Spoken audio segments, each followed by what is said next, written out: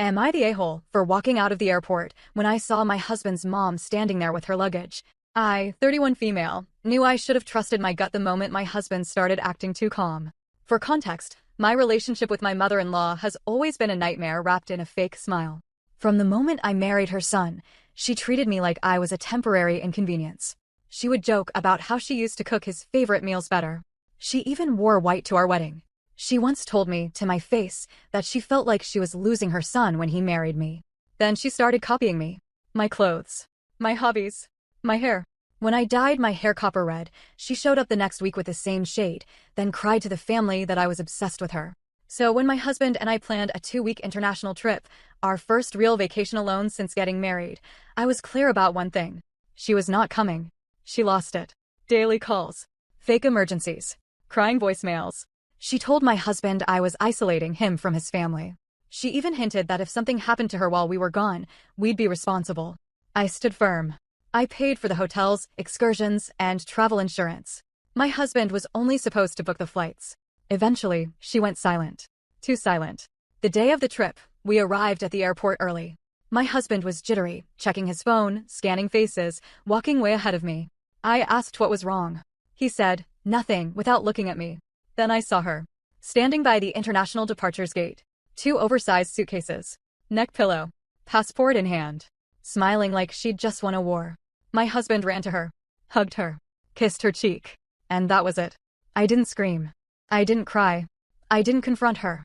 I turned around and walked straight toward the exit. My husband chased after me, hissing my name, telling me to stop embarrassing him. I told him calmly that he'd made his choice. He said I was being dramatic. That she was already here. That we could just make the best of it. Then he dropped the bomb. He hadn't just booked her a ticket. He'd upgraded her to sit next to him and moved me to a separate seat so she wouldn't feel anxious flying alone. I laughed. Loudly. I told him to enjoy his honeymoon with his mother and kept walking. I went home, crawled into bed, and cried until my chest hurt. An hour later, he burst through the door in a rage. Apparently, his mom had caused a scene when she realized I wasn't coming, crying to airport staff that I'd abandoned her son. Security got involved. The airline refused to refund anything. Now my husband says I humiliated him, ruined the trip, and proved that I hate his mom more than I love him. His mother texted me that I had shown my true colors and that no real wife would have done that. Even my own relatives are split. Some say I should have swallowed my pride. Others say I did the only thing left to do. So, am I the a-hole for walking out of the airport when I saw my husband's mom standing there with her luggage? I didn't think things could get worse after the airport. I was wrong. The morning after everything blew up, I woke up to 47 missed calls. Most were from my husband. The rest were from his mother, his sister, and somehow 2 of his aunts I barely spoke to. His mom had already spun the story. According to her, I had abandoned her son in public. Had a mental breakdown. Tried to control where he traveled. By noon, I was being treated like a villain in a low-budget soap opera. Then my husband came home again. This time, he wasn't yelling. He was calm. Too calm. He sat across from me and said, "Mom feels really hurt. If you apologize to her, we can move on." Not if he apologized. Not if she apologized. If I did. I asked him one simple question. "Did you ever plan to tell me she was coming before we got to the airport?" He didn't answer. That was answer enough. Later that day, his mom showed up at our house unannounced.